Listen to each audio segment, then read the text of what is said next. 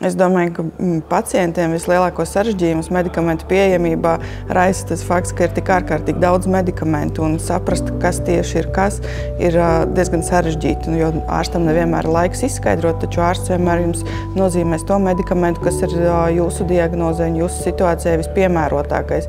Mēs dzīvojam tādā valstī, kur cilvēki domā, ka no cena ir cieši saistīta ar kvalitāti. Taču tā nevienmēr ir, jo arī medikamenti ir ļoti stingri regulēti tirgus, kurā nevar būt tā, ka kāds pārdod kaut ko lētāku tikai tāpēc, ka tas ir sliktāks. Konkrēti attiecīgi uz zālēm par to, ka tās lētākās varētu būt sliktākas kā dārgākās, man šķiet tas nav patiesība, jo principā ārstē jau tā aktīvā viela.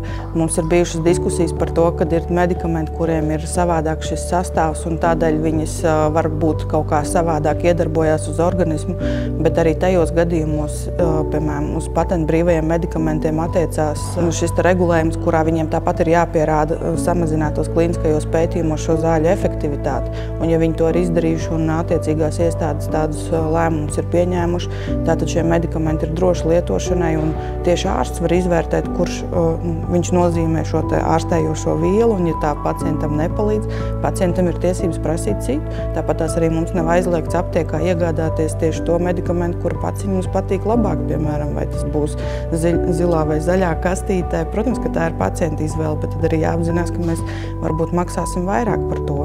Es domāju, es arī esmu viens no tiem pacientiem, kas katru reizi aptiekā prasa vislētāko medikamentu, jo es, piemēram, zinu, ka paracetamols ir aktīvā viela un attiecīgi ir dažādi ražotāji, ir dažādām kastītēm, kas šo medikamentu piedāvā, un es arī aicinu vienmēr visus savus draugus un citus pacientus prasīt aptiekā lētāko, jo tāds noteikums ir jau, ja nemaldos, apmēram 10 gadus Latvijā. Tā kā es zinu, ka cilvēkiem ir ļoti grūti saprast šīs lietas. Piemēram, mums ir arī tādi medikamenti, kuriem nav iespējams izrunāt aktīvo vielu. Viens no otra mācoties, es domāju, mēs varam prasīt lētāko medikamentu, izveidot kā ieradumu, un par to nav jākaunās, tāpēc, ka šie medikamenti, visi medikamenti, kas ir pieejami tirgū, viņi visi ir pārbaudīti, visiem ir atbilstoši certifikāti. Eiropā ir diezgan stingrākas prasības zāļu reģistrācijai kā citās valstīs, tādēļ apšaubīt zāļu drošumu vai citas lietas īsti nav pamata.